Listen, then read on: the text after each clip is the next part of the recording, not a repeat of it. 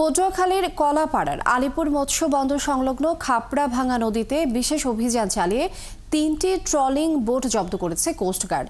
মঙ্গলবার কলাপাড়ার নিজামপুর কোস্টগার্ড স্টেশনের সদস্যরা এফবি ফেরদৌস, এফবি সাইম এবং এফবি বিসমিল্লা নামে ট্রলিং বোটগুলো জব্দ করে। কোস্টগার্ডের মিডিয়া কর্মকর্তা লেফটেন্যান্ট কমান্ডার হারুনুর রশিদ জানান, বোটগুলোর বৈধ কাগজপত্র ও লাইফ সেভিং ইকুইপমেন্ট না থাকায় জব্দ করা হয়েছে। তিনি জানান, এসব ট্রলিং বোট দিয়ে দীর্ঘদিন ধরে সাগরে অবৈধভাবে মাছ শিকার করে আসছে একটি চক্র। জেলেরা কি সাগরে নেমেছেন কিনা, কেমন মাছ পাবেন, কতটা প্রত্যাশা করছেন তারা, সবকিছু মিলে বিস্তারিত জানাবেন। লিনিয়া বঙ্গোপসাগরে যে 58 দিনের মাছ ধরায় নিষেধাজ্ঞা ছিল সেটি আজ মধ্যরাত থেকে উঠে যাবে এবং রাত 12:01 থেকে জেলেরা সমুদ্র যাত্রা শুরু করবেন। সেই প্রস্তুতি ঘাটগুলোতে আমরা দেখছি, ঘাটে ঘাটে কিন্তু প্রস্তুতি চলছে। জেলেরা শেষ মুহূর্তের প্রস্তুতি সেরে নিচ্ছেন, জাল ট্রলার ঠিকঠাক করে নিচ্ছেন, কেউ ট্রলারে জাল তুলে নিচ্ছেন, কেউ ট্রলারে বাজার সদাই তুলে নিচ্ছেন এবং শেষ মুহূর্তের প্রস্তুতিগুলো আমরা কিন্তু ঘাটগুলোতে লক্ষ্য করছি। জেলেরা আশা করছেন যে এবার তাদের জালে কাঙ্ক্ষিত পরিমাণ মাছ ধরা পড়বেন।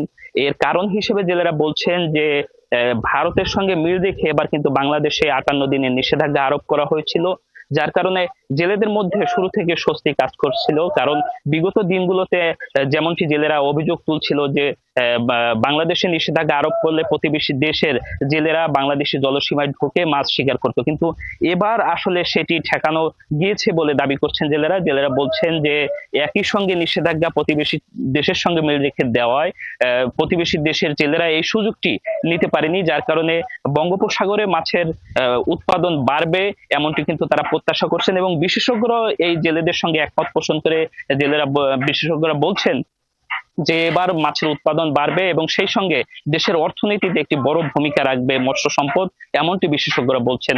আমরা ঘাটগুলোতে কিন্তু গত কয়েকদিন ধরেই তোড়জোড় দেখছি জেলেদের, কারণ টানা 2 মাস কিন্তু বিরতির পর জেলেরা সমুদ্র যাত্রায় নামতে যাচ্ছেন। সেই শেষ মুহূর্তের প্রস্তুতি কিন্তু ক্যামেরা এই মুহূর্তে দেখানোর চেষ্টা করছি যে জেলেরা কিন্তু প্রস্তুতি নিচ্ছেন। 12:01 পর থেকে কিন্তু জেলেরা সমুদ্র যাত্রা শুরু করবেন।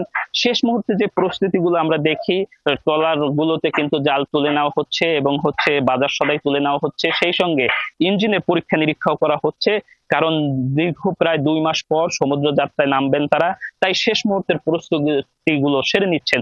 উপকূলীয় এলাকার বিভিন্ন মৎস্য ঘাটে এই মুহূর্তে এমন চিত্র কিন্তু আমরা দেখছি এবং জেলেরা বলছেন যে টানা যে বিরতি, তারপরে আসলে ধার দেনায় তারা জর্জরিত হয়ে গেছিলেন এই অলস সময়।